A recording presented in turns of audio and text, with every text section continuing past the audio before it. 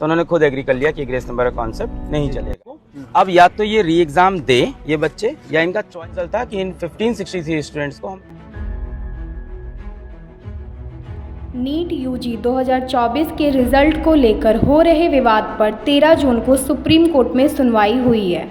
Supreme court में सुनवाई के दौरान एनटीए ने जानकारी दी है कि वे उन 1563 छात्रों का ग्रेस मार्क्स रद्द कर रहे हैं और साथ ही केवल इन्हीं छात्रों के लिए फिर से परीक्षा आयोजित करवाएंगे।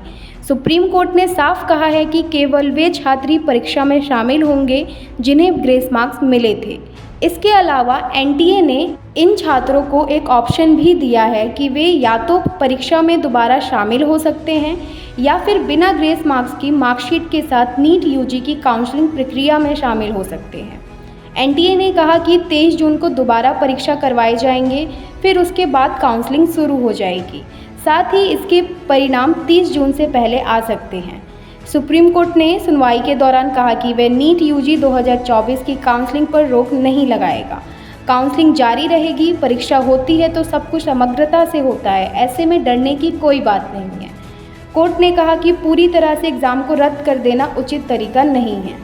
उन्होंने खुद एग्री कर लिया कि ग्रेस नंबर का कॉन्सेप्ट नहीं चलेगा। अब उनका ये प्रपोजल था कि इन 1563 स्टूडेंट्स को हम ऑप्शन देते हैं दूसरी बार एग्जाम देने का, प्रोबेबली 23 जून को।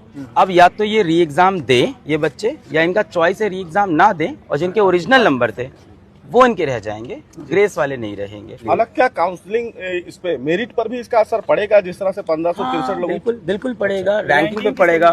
रैंकिंग बिल्कुल री एग्जाम के बाद ही रैंकिंग डिसाइड होगी, क्योंकि काउंसलिंग ये कह रहे हैं कि 6 जुलाई से करेंगे। तो ये कह रहे हैं कि जब 23 जून वाला पेपर हो जाएगा जल्द से जल्द उसके रिजल्ट निकाल देंगे और उसके बाद फिर से सबकी रैंक शफल होगी, बनेगा। पर हमारा मुद्दा अभी भी ये कि बहुत से बच्चे अपने समय का नुकसान रिपोर्ट नहीं कर पाए। इसके साथ साथ जो पेपर लीक का केस था उसमें माननीय सुप्रीम कोर्ट ने ये कहा कि वो केस बिल्कुल खुला हुआ है, उसकी अगली सुनवाई होगी।